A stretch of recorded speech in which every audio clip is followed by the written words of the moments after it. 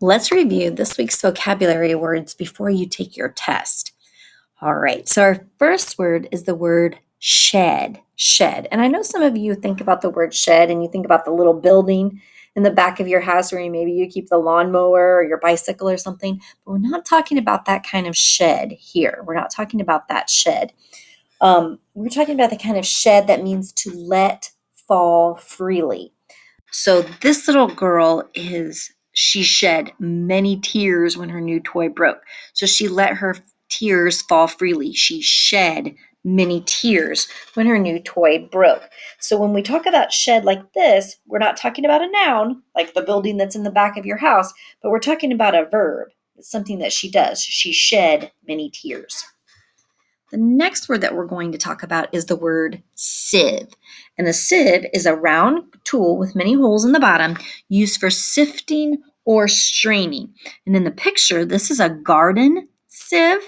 And we use the sieve to remove the rocks from the soil. So you take and you'll shake the soil out and it will leave the rocks behind. It's used for sifting and straining. The next word is the word relation. Relation. And a relation is a person that belongs to the same family. It's a relative.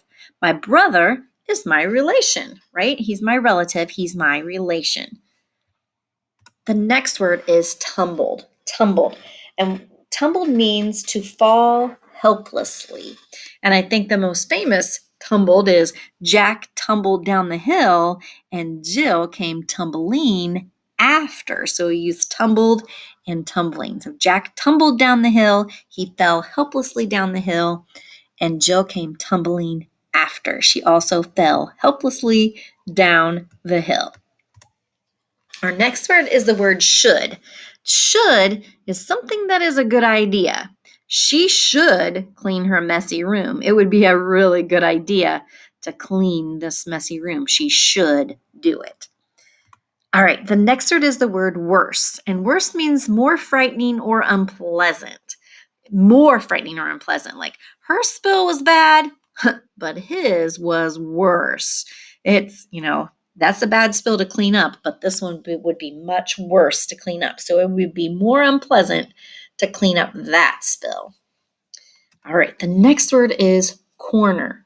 A corner is where two paths come together, You have corners in your house where the two walls come together, and the restaurant is on the corner of Main and Elm. So those are the two streets, is on the corner of Main and Elm.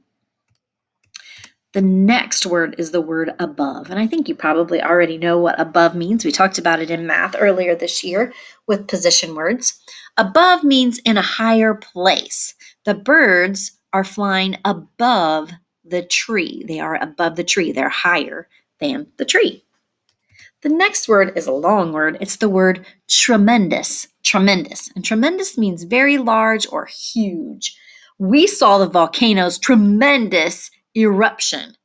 And I said it like that because there's an exclamation point at the end of that sentence. So you have to say it with a lot of excitement. And I think if you were seeing a volcano erupt, you would be filled with a lot of excitement. We saw the volcano's tremendous eruption. Tremendous means very large or huge. And our last word is the word greenhouse.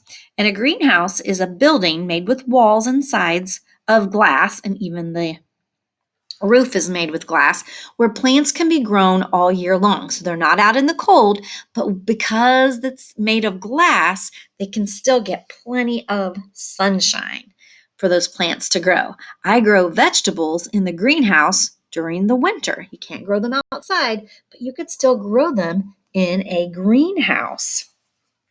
All right, well, those are your vocabulary words for the week. Why don't you head on over to the McGraw-Hill app and take that weekly reading test?